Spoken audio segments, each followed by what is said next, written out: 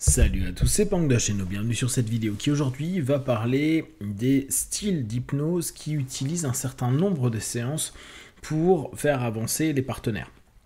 Je vous en ai déjà parlé avec Five Pass de Calbanian, où il avait 5 séances qui vendaient 990 $ de mémoire et où il faisait passer tous ses clients dans ce process-là.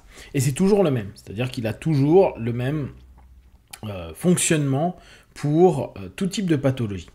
Alors attention, ça ne veut pas dire que c'est simplement un script qui est lu, même si vous savez que beaucoup d'écoles proposent des scripts, mais il va y avoir toujours la même façon d'appréhender le problème et de permettre d'ouvrir dans la transe hypnotique des ressources, peut-être des solutions, et de corriger au fur et à mesure des sessions.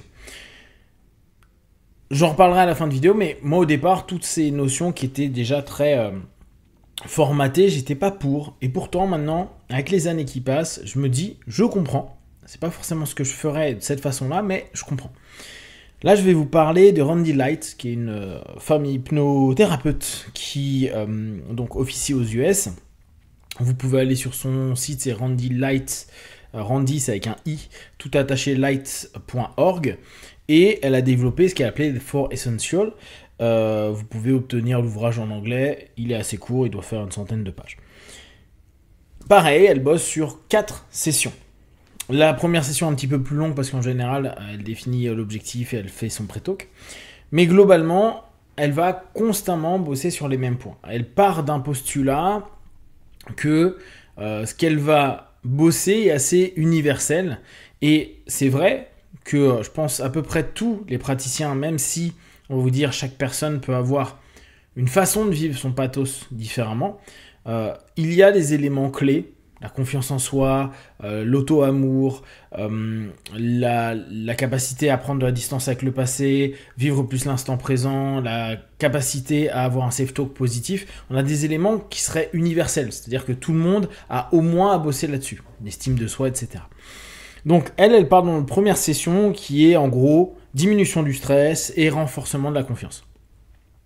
Elle a pour objectif donc de préparer le client émotionnellement au boulot. Ce que j'ai trouvé intéressant dans son petit ouvrage, c'était qu'elle disait qu'elle a commencé par cette séance-là parce que commencer immédiatement par une régression à la cause, elle avait un peu peur que ça ne fonctionne pas avec les personnes qui sont les plus analytiques et qui ont besoin d'un temps de confiance, un temps de rapport, si on reprend les modèles PNL, où va y avoir tout le rapport transférentiel qui va se faire et se dire, ok, l'hypnose, ça fonctionne, à savoir qu'elle bosse toujours avec des pré-tests, des convinceurs. Pour ceux qui ont vu ma vidéo sur l'hypnose médicale, ça a pas mal de sens. Et permettre au fur et à mesure, et à la fin de la première séance, de se dire, ok, la séance, elle me fait avancer, je me sens plus confiant, plus en phase, etc. Donc, moi, ce que j'avais bien aimé, c'est qu'elle bosse beaucoup avec des travaux pour se dissocier un peu des émotions négatives et augmenter les émotions positives. On est très dans le classique, après vous le faites à votre manière. Je trouve que ça c'est assez sympa. Donc l'idée c'est quoi? L'objectif pour elle c'est de créer une confiance, c'est de permettre déjà d'observer que l'hypnose fonctionne, apporte un mieux-être. Parce qu'elle va mettre beaucoup de petites suggestions positives sur des choses du quotidien, comme mieux dormir, se sentir plus en phase, être plus détendu sur plein d'aspects, ce qui fait qu'entre la session 1 et la session 2, il peut y avoir un feedback qui est très intéressant et qui a pu être observable, et à partir du moment où ça a été observable, il y a de fortes chances que les sessions qui suivent vont s'empiler de façon encore plus positive. Deuxième, régression à la cause. Donc là, on est dans le très basique de l'hypnose moderne et de l'hypnose directe de façon générale. La régression a pour but d'arriver vers une guérison profonde, j'aime pas ce mot-là, mais en gros, d'aller chercher dans l'histoire du client les émotions qui sont pas passées et modifier, tout simplement, recadrer la façon de voir ces périodes de vie. Donc comme d'habitude, ça vous connaissez, avec parfois des recadrages, parfois des submodalités, de la dissociation, de la réassociation, d'amener des ressources. Bon, là on est dans du très classique. Après, tout ce qui est timeline thérapie, donc thérapie de la ligne du temps, pour ramener sur une idée dissociative. Elle joue beaucoup sur la dissociation. Vous connaissez un travail sur la ligne du temps, en tout cas pour ceux qui ont un peu bossé, soit Ted James ou d'autres hypnos.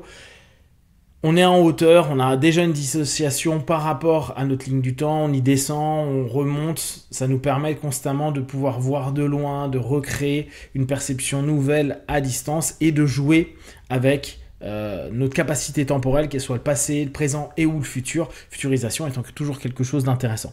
Donc ça permet aussi de recadrer, en tout cas le boss comme ça, ce qu'on nomme les croyances limitantes. Et de recadrer tout ça dans une meilleure perception, que ce soit un peu moins limitant tout simplement, et de se dire ok, il y a des choses à apprendre, il y a des choses que je prends en compte. Notez que dans ces différents exercices et différentes sessions, elle va utiliser un peu de EFT, la prière du Ho'oponopono, elle va utiliser de la respiration, de l'hyper basique, cohérence cardiaque en respiration. Et enfin, dernière session, ce qu'elle appelle séance du pardon par le feu ou du feu du pardon.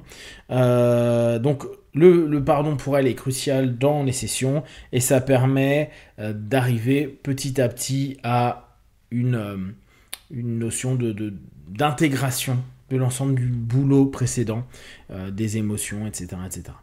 Donc tout ça, là c'est vu très rapidement, vraiment je vous invite à lire son petit ouvrage, mais elle donne... Elle, les scripts, comment elle le fait, c'est vraiment pour donner une idée. Elle donne les points clés, les éléments à retenir, etc. C'est assez sympa. Donc, ce que j'avais noté, c'est que d'une session à une autre, ça cumule et c'est séquentiel. Donc, c'est pas trop d'un coup et ça permet, au fur et à mesure, de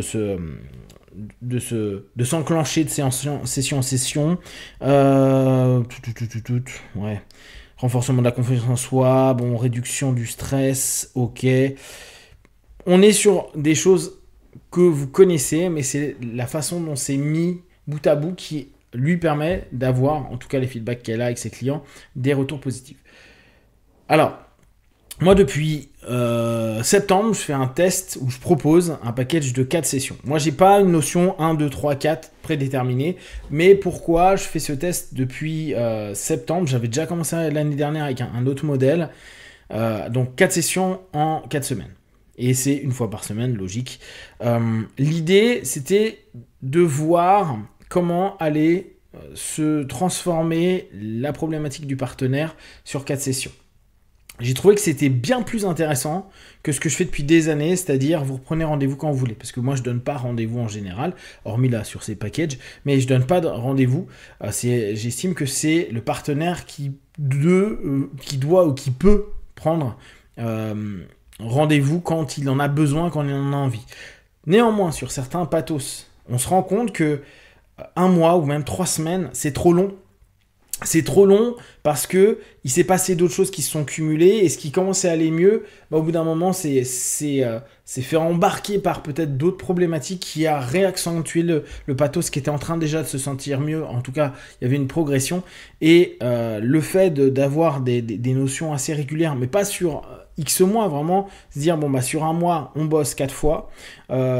Mon constat, c'est qu'il y a un vrai feedback positif, soit sur des problèmes qui sont vraiment spécifiques, soit sur des éléments plus généraux quand les gens n'arrivent pas encore à clairement voir et percevoir d'où vient la problématique et quelle est la source de tout ça, ou en tout cas le facteur motivationnel qui permet de venir en session leur donne pas assez n'est pas la réalité du problème, donc les oriente pas forcément bien vers ce qu'il faudrait bosser.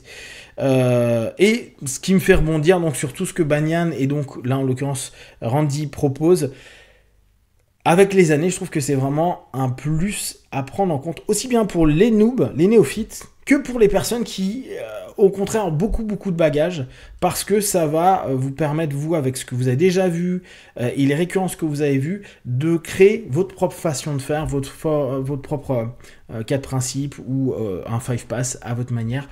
C'est à réfléchir, c'est sympa. Si vous voulez en papoter, n'hésitez pas. Si vous avez des questions et des remarques, vous les partagez sur Facebook, YouTube, j'y répondrai le plus rapidement possible. Mais comme d'habitude, de tout ce que je propose, de prendre que ce qui est bon et juste pour vous tester, observer, analyser et conclure. Be one, ciao.